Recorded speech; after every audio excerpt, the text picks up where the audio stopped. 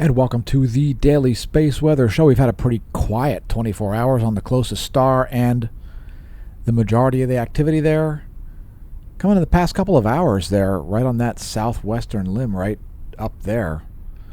Yeah, pretty quiet 24 hours. Here are the past 24 hours from SDO.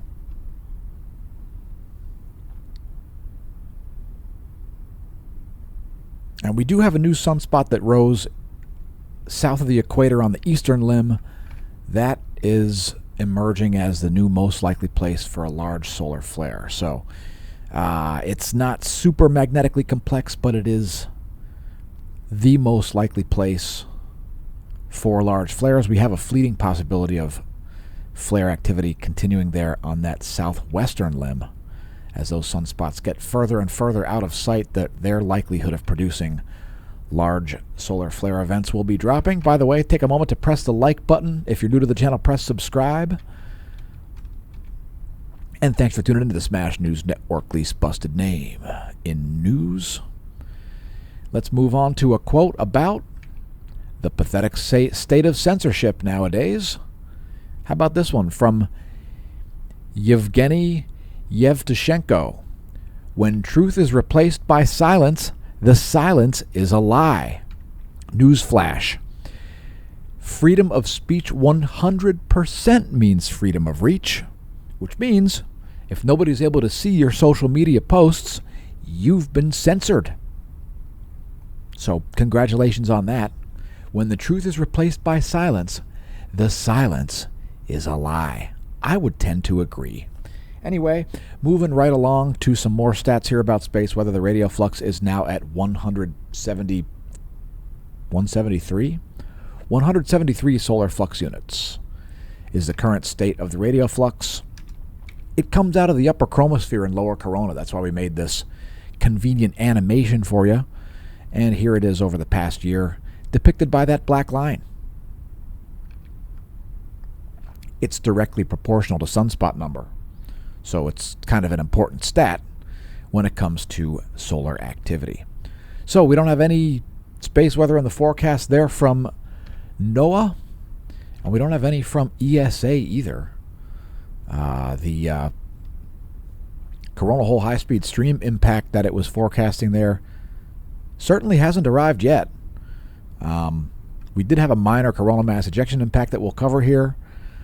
So things are quite quiet indeed in the earthly geospace. Here we're depicting Earth's magnetic moment from space here for the past 4 hours.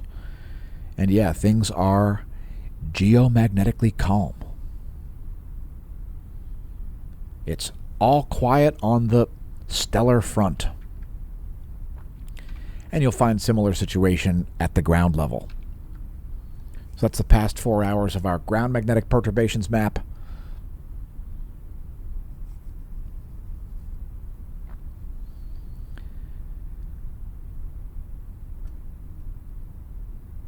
And take a moment to press the like button if you haven't already done so, or perhaps leave a comment telling us how mad you are about the lack of space weather. KP2 is the current average of global geomagnetism. Again, it is chill. So we did have a little tiny CME impact. It was about 10:30 Universal Time this morning, right in here. And the Discover got a little bit better signal than the ACE did. But there you can see the magnetic field shifting, also the solar wind density, and the velocity all changing at once. There's that little better signal from Discover. It got as high as just under 20 protons per cubic centimeter for the solar wind density. Velocity there only around, not even getting to 400 kilometers per second. So that's quite slow indeed for the solar wind. Since then, things have calmed down. Not that they were excited in the first place, but getting a very diffuse solar wind now. Still kind of slow at only 411 kilometers a second. Not very dense at all. At only 0.95, not even 1 proton per cubic centimeter out there. Next are our GOES magnetometers, and the satellites had to do a little bit of maneuvering today, it looks like. Let me bring that back. I don't know how I did that. I zoomed in by accident. So there is our, you can see some arc jet moments there, as both the GOES 16 and the GOES 18 have used their thrusters. In fact, the GOES 18 is still maneuvering as we create the video. Next, we'll show our magnetic sectors.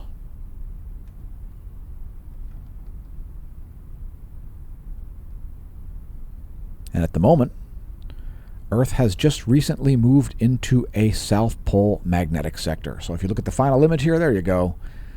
Little South Pole magnetic sector here is the current state of the heliosphere magnetism.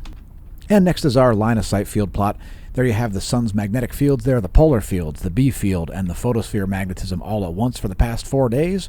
And we've got some South Pole oriented coronal hole area here rotating in. There you can see it depicted in red. Let's bring that to the last image, and then we'll show you some spectacular close-ups from SDO of that South Pole-oriented coronal hole sector. There we go. There's the SDO 211 angstroms wavelength. And that coronal hole can be expected to be geo-effective, as it is close enough to the equator that it's likely to buffet the Earth magnetosphere with some high-speed wind. Here's a little closer view, and don't worry, we'll zoom way in, as it's always nice to have some additional solar features to take a look at, right?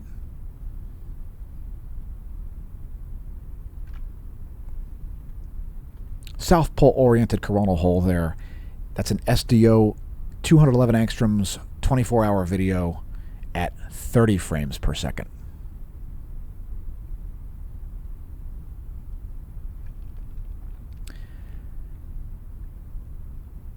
And next we're moving to sunspots. So sunspot number came up here a little bit. It's now at about 147. 147 sunspots is a sunspot number. And our most likely spots for large flares would be that group that just rose south of the equator there on the eastern limb. Also 3733 does have a possibility that will be over on the western limb. So some mild chance of large flares, but those sunspots are pretty mild, hence a mild chance for flare activity. So these sunspots have been largely stable here for the past 24 hours. No major degradation, no major growth.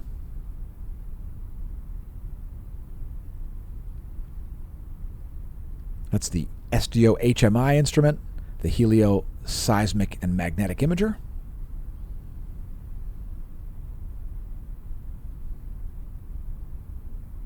And there are the magnetic fields. Again, not a lot of changes happening recently when it comes to that stuff. Next, we'll move on to energetic particles and flares. Proton flux is still flatlined. X-ray flux has been mild. No M-class intensifications over the past 24, but some significant C-class events. I believe they came from that southwestern limb. Let's take a look at those from SDO. There's another 24-hour video for you.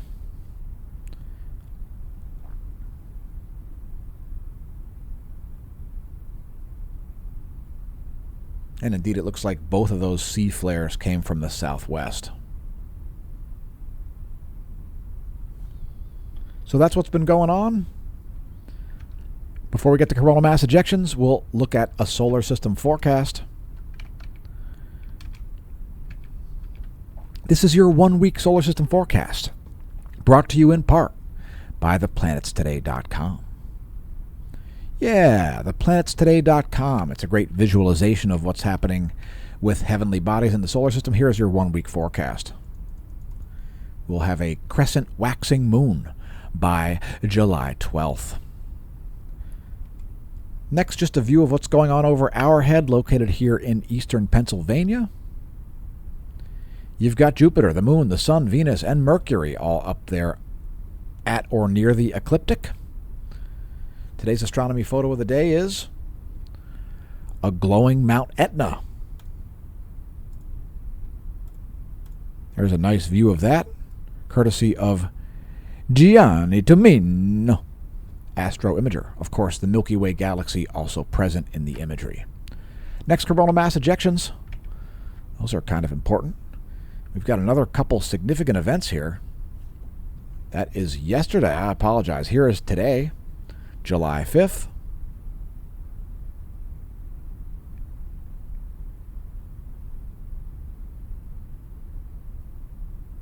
So a little bit of an outflow there out of the west and the southwest. That one's happening quite recently, actually. Another smaller event there out of the east. Let's take a look at our custom views here, as they'll be a little bit more definitive for you.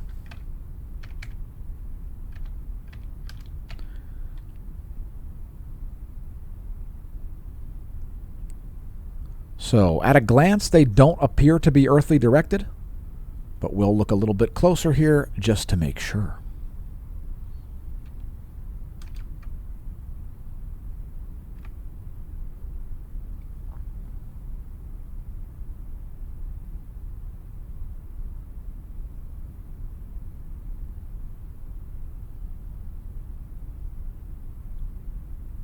So based on this analysis, I'm not seeing any earthly directed CMEs there.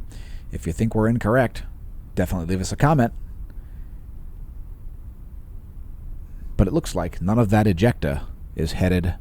Oh, geez, I'm showing the... Oh, man. Here we go. Let's try that again. Now, of course, we don't edit the videos, folks. So that gets them onto your screen as quickly as possible. Keep in mind, by the time we get the material recorded and uploaded and premiered, it's already could be outdated. So there's Alasco C3 and C2 and the SDO all at once. And here we'll zoom in a little bit closer. And also include the 193 angstrom 60-minute running difference imagery to help provide a little bit of depth for plasma filaments.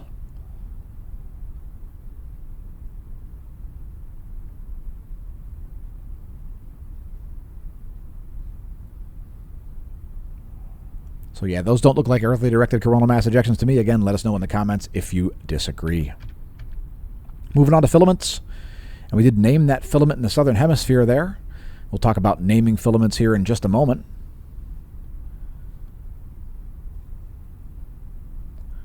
And we do have some more material there rising over the southeastern limb, which would be your lower left. There's the grayscale imagery. And back to naming filaments. Yeah, we like to name filaments after living people. That one in the southern hemisphere has been named after Sarah Husial. So if you want to name a filament, just tag us on Twitter at SmashoMash. Put in the hashtag #NameThatFilament and tell us what filament you'd like to be named. You can name them after your friends, your foes, even yourself. Just follow the hashtag #NameThatFilament. Let us know which filament you'd like named, after who, and of course, don't forget to tag at SmashoMash in your tweet. We'll blast through bonus features next. First, the past couple of hours from the GOES 16 SUVi. We'll zoom out here to show you the timestamps. There you are. Well, how about one more? Now let's just scroll up a little bit. There we go. That should be good enough. A little bit of plasma instability there happening in the western limb. Things a little bit more stable in the east. Anyway, bonus features are next. Charging hazards are minor. They're over southern Asia. Electron flux remains kind of low. And NOAA's forecast model is depicted there by the green boxes. That electron flux is measured at the F layer of the ionosphere. Here is the F layer. It's ionosonde.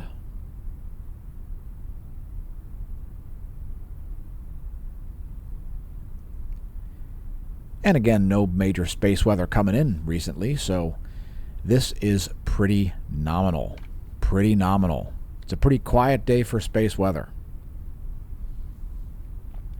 Once again, I'll reiterate that the South Atlantic anomaly has moved to the 45 degrees west longitude line right on the coast of South America, as opposed to in the interior near the center of the continent.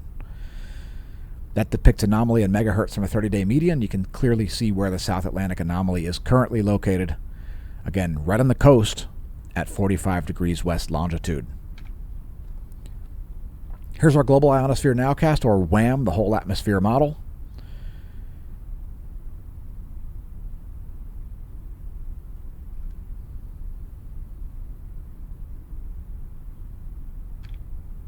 And let's take a look at the sunspots and fields. So now, like I said, this sunspot over here does have the capability of producing large flares. It's fairly magnetically complex. It's at least beta gamma class. Is it beta gamma delta? Not really. Not really. These sunspots over here, these would be the second choice. Looks like it's just beta class, I think.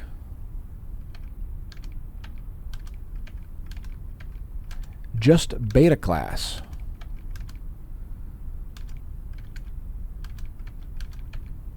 So yeah, likelihood of large flares, not really that high. Likelihood of additional coronal mass ejections is really high. We'll close out the video with this 24-hour SDO composite. That's once again 193 angstroms, 60-minute running difference, plus 304 angstroms ionized helium. So that's the scenario. That's what's going on with space weather. I've been your host, Dan, a.k.a. Smash-O-Mash, signing off. And in the meantime, until next time, may that solar wind be at your back.